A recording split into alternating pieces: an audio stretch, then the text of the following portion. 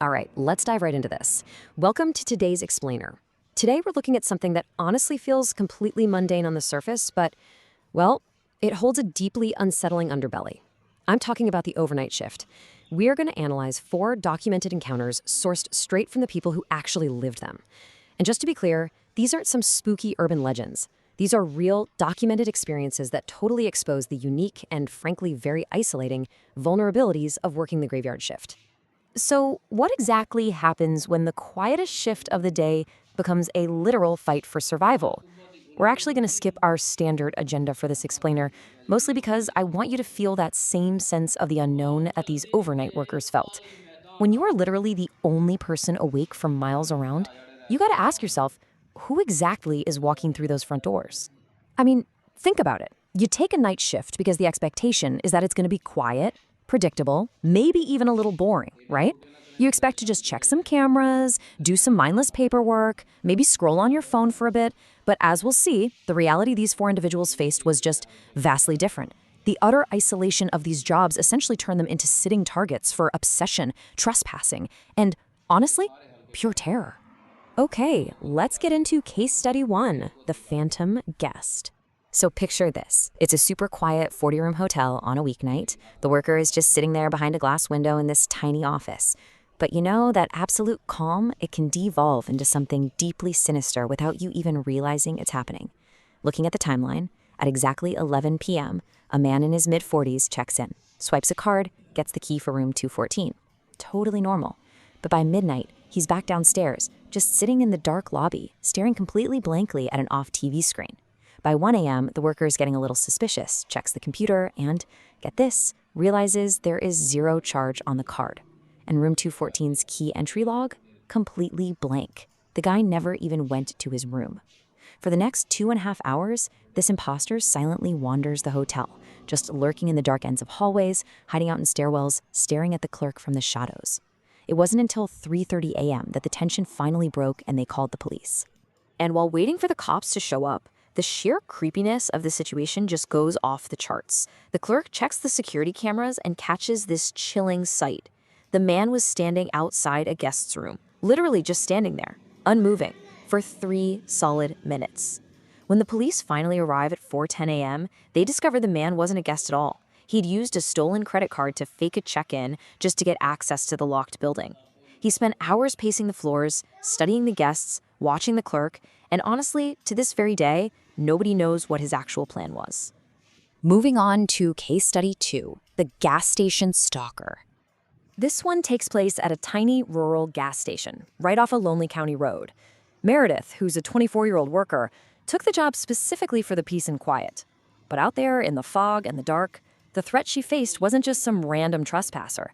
It became highly, terrifyingly personal. A man in a green coat, let's call him Paul, started coming in. He didn't even buy things, he just observed. One night, he pointed to a whiteboard Meredith had written on and said, "Most people dot their I's like circles. You use little slashes. It's very specific, thoughtful." I mean, chills, right? He noticed her handwriting. He noticed her shoes were half size too big. He even noticed that her left eyelid twitched when she was tired. He actually left a close-up Polaroid picture on the counter of her working behind the station in the pitch black. He wasn't just looking at her, he was intensely studying her every microscopic move. When Meredith finally called 911, Paul didn't even try to run. He just waited.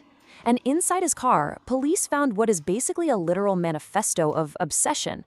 A notepad that had her exact work schedule, her walking routes, highly detailed clothing descriptions, her grocery lists, and worst of all, pages where her name was just scribbled over and over again in tighter and tighter loops. It's just a rapid-fire list of massive red flags that shows just how closely she was being hunted out there in the dark. All right, here is case study 3, the unmarked cars. So a 22-year-old worker is inside a 24-hour gas station cleaning up, completely unaware of a coordinated group right outside. Luckily, her coworker and a friend were hanging out in the parking lot and noticed some deeply terrifying objective facts. First off, there's a brand new Subaru running with its lights entirely off and absolutely no license plates. Second, when they confronted the driver, he tried to fake a language barrier, was constantly texting, kept staring at the store doors, and had this massive pile of blankets in the back seat, like literally enough to hide someone underneath. And finally, as soon as the Subaru was confronted and sped off, a second car, also brand new and completely plateless, immediately followed it out of the lot. But you know what the most crucial detail of this entire encounter is? It happened twice. This exact same plateless Subaru returned for a second consecutive night. The worker got a warning from a totally different group of customers at 3 a.m. that the car was back. It was parked in the exact same blind spot where the cameras and the cashier couldn't see it, but this time with two men inside arguing and pointing directly at the gas station doors.